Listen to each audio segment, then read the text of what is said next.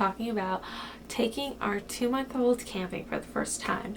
Jason and I are pretty big campers. We like to be outdoors, and we were hoping when we have a kid we would be able to continue to be outdoors and camping and adventuring and traveling around. So we put it to the test and we decided we would take our 2-month-old baby girl Eva camping with us. So we decided not to stay close by, 15 minutes away. No, not for us. We decided we were going to drive all the way up north from Los Angeles to Salmon Creek Campground, which is north of Tahoe. So what would usually be maybe a 9-hour drive if you drove directly with maybe a stop here for lunch, took us about 13 hours, and we split across 2 days to make it to our camping destination. So stick around with me and I'll take you along for the journey. So let me talk about the essentials that are needed. First off,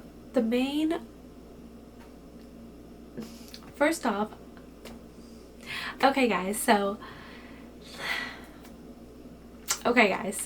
this video is really going to be some tips to help you guys if you also want to take your little kid camping. It is doable. It was fun. It was enjoyable. We did have some moments of tears that we did face, as is natural, but for the most part it was smooth. What we did do was did a lot of stops. We tried to do a cycle, so pretty much she was 11.5 weeks, almost 12 weeks, so we cycled between like pretty much every hour and a half would be, we tried to aim for a stop break, because she would, at that break, we'd let her stretch, I would feed her, we would just like chill out. Jason and I would eat our lunch, eat a snack, get back in the car, hopefully put her to sleep. She'd sleep for about an hour and a half stretch, and we'd do it all over again. So the first day was actually pretty much a breeze. She was so good.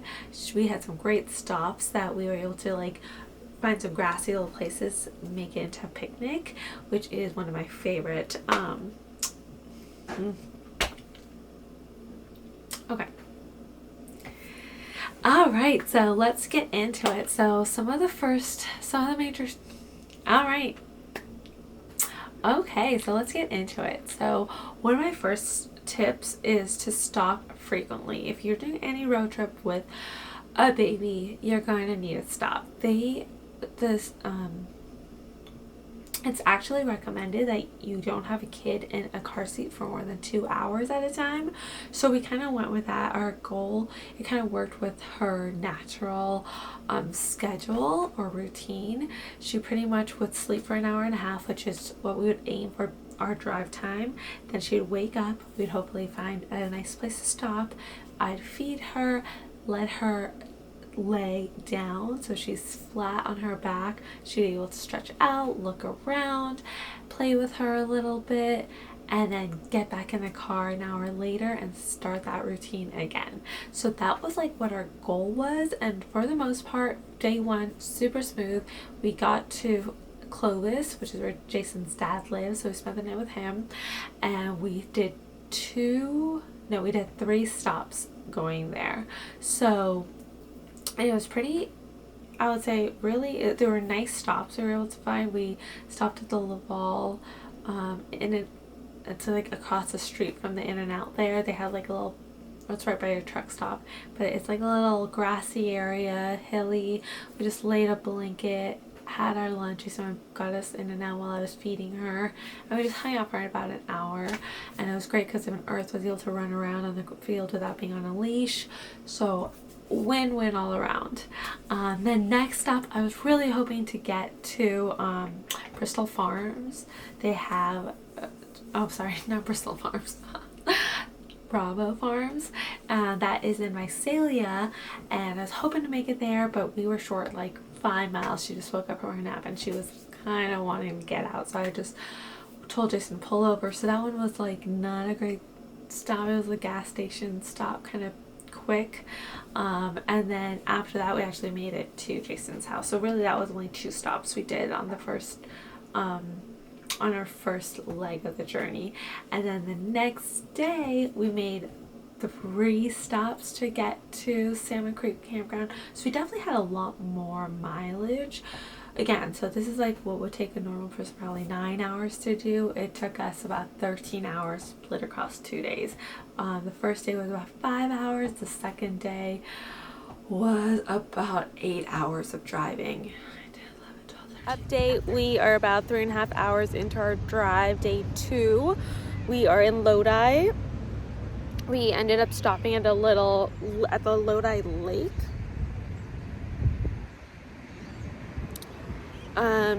We got some lunch, sitting here, having a little picnic, letting the baby stretch, feeding her, and then we'll get back on the road. Alright, well, I will give you guys an update when we are probably next at the campground, so wish us luck. She's been a little more fussy today than she was yesterday. Yesterday was pretty much eat, hang out on the grass, get her in the car, and she sleeps for about an hour. This time it's a little bit more crying before she falls asleep, so we'll see how the rest of the journey goes. Alright, and there's Jason and Earth going a little walk.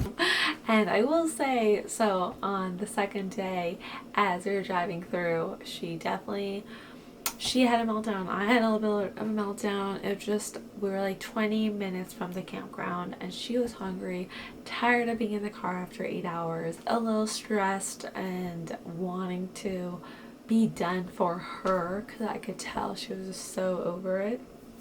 And we both cried. We got over it though. We got to our campground and we had a really great weekend. We were camping for 4 days, 3 nights, and then after that we actually decided to extend our trip and we went to Bird Eye in Nevada and stayed with our friends there and did a few more days of relaxing vacation with our little baby. We went to Donner Lake and hung out for the day. We really just relaxed at the house. It was nice to get her back a little bit more in her sleep schedule. So I would say number 1, frequent stops. Number 2 is to make those stops fun. Make it a picnic. What I would do is, like, when I knew she was sleeping, I would be like, where are we going to be in an hour and a half? What city is that? Are there any cute parks around the area that we could stop at? And that is like how we kind of made it through. And I have a cute little blanket. We kind of try to pick up lunch, time them around lunchtime or snacks. For the most part, I would say we did, if it was more than 2 stops, we did 2 good picnic stops where we try to break for an hour, and then 1 maybe gas station, quicker, short break. And then I would say bring lots of toys. If you see in this video, you will see I switched out her toys in her little activity arch. So it comes with like 3 toys, and then I bought like a little striped another striped soft toy that I could wrap around. I'll link all the toys that I did take with me and used pretty much on rotation throughout the road trip. Bring lots of toys with you because they are bored in that little chair when they're not sleeping and they want to be entertained and stimulated. So that is the best way to do it, to keep them from not crying and you a happy camper. Make sure your baby is dressed appropriately, because if you have a comfortable baby, they'll be happy.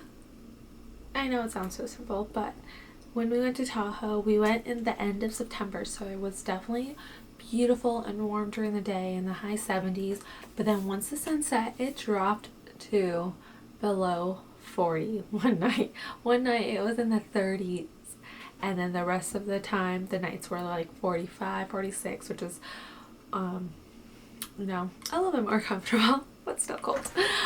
So what we did, we made sure we had some bunting suits for the baby. We were really lucky. So I had freaked out. I was like, oh my god, it's gonna be freezing for her.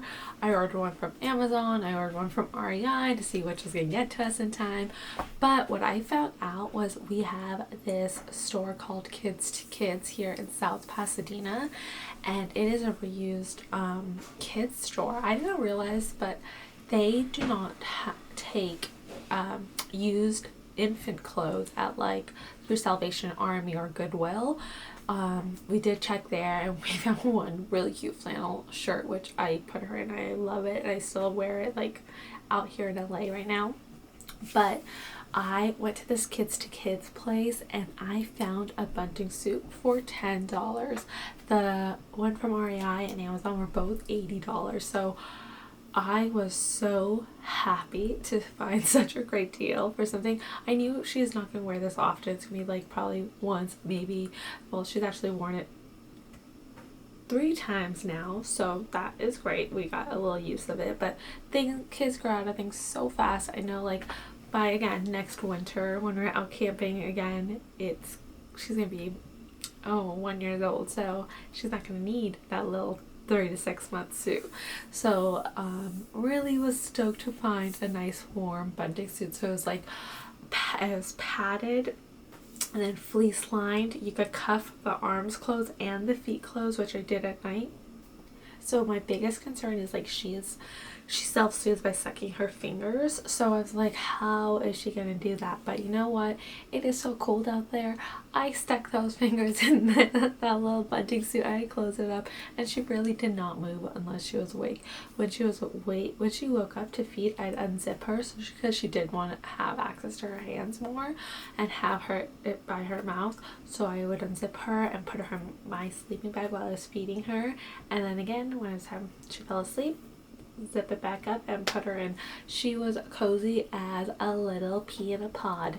She was very happy in that suit. So highly recommend getting some good clothes that are warm if you are going camping in any fall cooler climates. And the opposite again, like clothes or if it's warm. We had a thermal, like a fleece pajama, so she had a footed long sleeve fleece is what we put her in, and then on top of that the bunting suit. So she had layers if it were in the morning as it got warmer. Like I started off with a little bunting suit, stripped that down, kept the little fleece onesie on, and then took that off eventually once it got to like 70 degrees again. And then she's in honestly a short sleeve little onesie a good portion of the day. The temperature was quite a wide range, so we did have to pack a lot of things. I will say, when you camp with a kid, I mean already when you camp you need a lot of stuff. When you camp with a baby you need a lot of stuff. The next thing that you really do need is a bassinet for sleeping. Our sleep setup was Jason is making his bed of the truck into a little camper, so we were eventually having a pop-up tent, but he did insulate the bed with a little camper shell that he made, which was insulated, which was really nice. So baby and I slept in that, and I loved the mattress that we slept on. I can't remember the name of it off the top of my head. I will get that and link it below. I highly recommend it. It felt like a standard bed mattress in terms of firmness, in terms of just like texture, and it was really comfortable. So that was like one of the best. I got a great night of sleep when I was sleeping, so totally recommend that. Honestly, part of my favorite, I think a good part of my favorite time was just going to bed every night. I would call it at night for myself at 10 o'clock just because I knew I had to feed her at 11-12 o'clock. She was going to wake up and I wanted to get my sleep in, so I hung out with everyone. But 10 o'clock on the dot for the most part, I was like, okay, it's my bedtime, gotta go. And I just go into our little truck bed, close us up, and I would read if I was like still awake. If not, for the most part, I would just pass out and be warm and cozy. We had little twinkle lights up. I'll put some video clips obviously so you can see those, but it was a great setup. I was sad Jason did not sleep with us, so Jason and Earth slept in a tent that they pitched right outside of our truck, so if I needed him I could call him at night, but it was just me and baby in the truck bed just so we were all comfortable. But I highly recommend the bassinet. Like, it was nice to know that she was safe, secure. She had her own little space. I couldn't crush her. I couldn't cover her with my sleeping bag accidentally. I definitely want to make sure she was safe as possible in there. And honestly, when we even sleep at Jason's dad's house. That's where I put her in, is the Bassinet. And it was my Thule stroller, it's an attachment for that Thule stroller for infants, and it's so great. Like whenever I go to my parents' house for the day, I'll just take that and that's what she'll nap in. It's just so easy to carry around and has like a structure that she's comfortable and familiar with every time she goes to bed. So I recommend taking that Bassinet for safety and good night's sleep. That is, you don't need to worry about the safety of your kid. And then lastly, be flexible. Honestly, every day, the first 3 days when we were there with them, or 2 days we were there with them, I wanted to be out with them and hanging out. And unfortunately, she would wake up from her nap. I'd put her down, nap, lay her in her bassinet, drape it with a blanket, put her white noise machine on. But she, I guess, might be a light sleeper, because every time a dog barked, she would wake up and start crying. So it was just like she wasn't getting good naps during the day. I was grateful that I knew the minute it got dark, she would pass out. So every day at like 7 o'clock, I would start putting her to sleep, and then I could keep her in that bassinet in the stroller with a blanket draped over in her bunting suit. We stayed out till 10, like I said, and we'd hang out. And she did not wake up once. It didn't matter what noise was happening. When it is dark, she really is out for the count, which is nice. But yeah, during the day, by the 3rd day, I realized like I just need to stay near our campground. So our campsite was probably 200 feet from our friends. So you had to like walk down the little street like a few hundred feet, and the 3rd day we were going to a brewery, and I knew I wanted to get her morning nap in and have her sleep for a good chunk. So I decided I'd go and sit and read my little Kindle while she took a nap for an hour or 2, and that's exactly what she did. And it was so peaceful and so great. And honestly, that is like what camping's about. Sitting in nature, enjoying the quiet was like one of my favorite moments. Like just reading my Kindle, baby was sleeping in my lap. I just let her sleep with me this time, and she slept for like 2 hours. I got a good chunk of reading done, and we were all very happy campers that day. We enjoyed our brewery, and we came home and put her to sleep again, passed out. It was so nice. Like the nights were really easy. I would say the nights were like 7 o'clock, she goes to bed, I hang out for her until 10. We both go to the truck bed, we sleep. She wakes up every 3 hours for the most part for feeding, and by 7:38 we'd get out of our truck bed. The sun was up, we'd get warm by the sun, and it heated up pretty fast. So like by 9-10 it was nice and warm outside. So really it's just like being flexible and being able to roll with the punches. When she was cranky, being like, okay, I can't hang out, I gotta go take her in. And at the same time, like, you know, I did a drive when we were driving to the brewery, just her and I, and she cried the entire way. She was not happy in the car. But even that, we got to the brewery, I held her, and the minute I took her out of the stroller, she was happy as a clam. And that's what it's all about, is like kind of working with each other and figuring it out. But here are the videos from the trip itself with some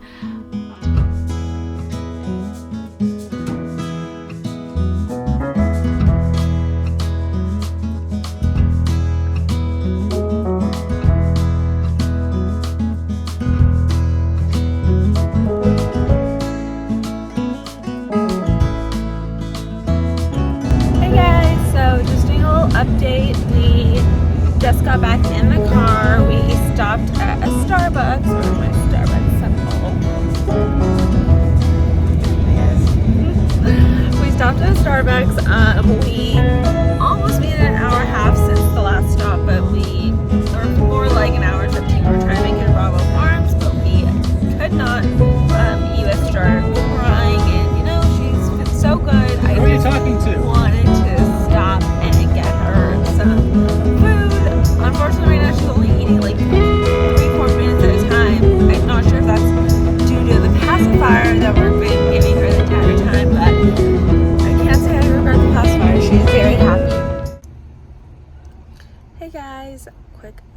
Alright, so we are on the last trek. We have about 80 miles to go.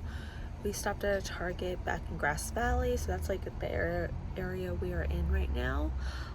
So yeah, I think we will probably have one more stop before we get to the campground. So we're actually going to Salmon Creek Campground. It's actually a little bit north of Tahoe, so it's a little further than we were initially hoping for, but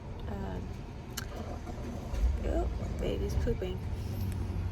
That's good. She hasn't pooped all day. Alright, I'm gonna go take care of that, and I will catch you.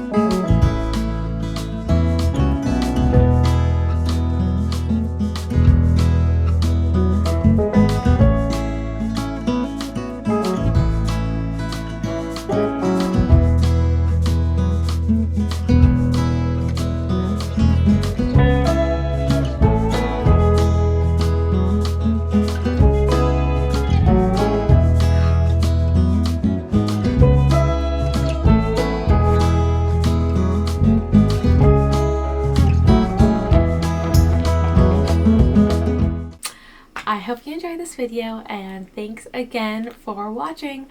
Please hit that like button and the bell notification to be notified whenever I post new content. Thank you.